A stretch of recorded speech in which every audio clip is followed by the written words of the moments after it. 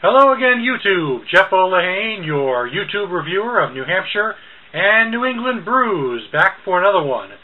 Today, this is another one from the now closed brewery, Pennichuck Brewery of Milford, New Hampshire. I'm trying to grab these as I can because pretty soon you won't be able to find any of them. This one is the Rustwagen, and it's a Hefewiezen. It's a Hefe, or a wheat beer, and nice old car there on the label. Kind of neat, I think.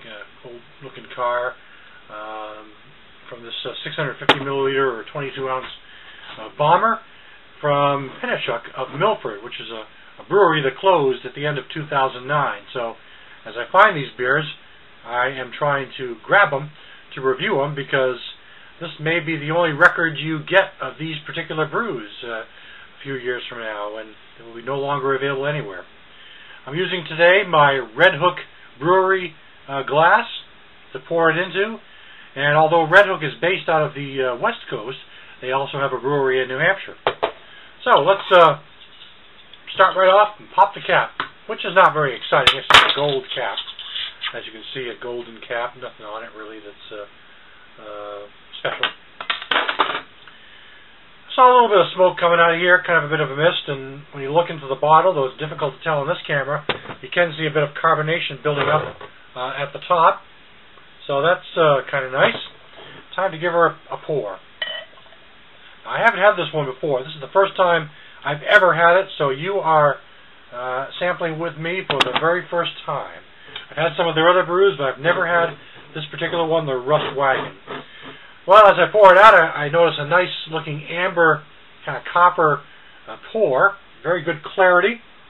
You can see through it pretty clearly. A significant amount of head here. It's got to be maybe 2 inches or so. And it's very foamy and puffy and kind of frothy, silky. It's just one of those really super thick kind of heads, which means it'll probably last for most of the sampling. So that's kind of nice. Give myself one of those mustaches from the head. All right, now let me give it a whiff on this and see what we think. Well, I don't notice a whole lot in the aroma at this time. It's pretty mild. Definitely has a bit of malt in it. That's clearly one of the leading attributes I notice.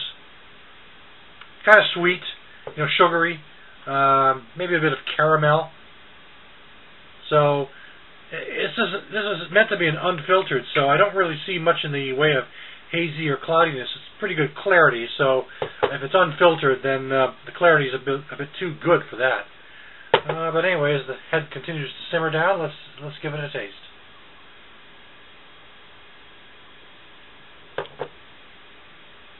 Okay, I do notice the wheat. It's not quite as obvious as you might get in some other well-known wheat beers that you get, or the Hef beers that you try. It's there, but it's just kind of subtle. I also notice a bit of hops. It's kind of on the dry side, and I like a dry finish. The mouthfeel is not bad.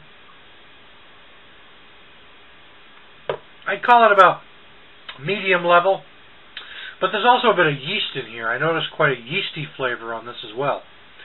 So it's almost kind of reminds me of a beer that maybe hasn't been fully brewed yet, or fully gone through the process, and maybe because the yeast is a bit more noticeable, something you might get in a Belgian ale rather than a white or a wheat beer like this one.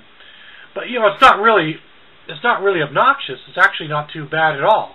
But you notice it when you drink it, particularly if you're one who drinks a lot of these kind of beers, you're going to notice that kind of yeastiness in there as well, almost as if it's not been fully fermented yet.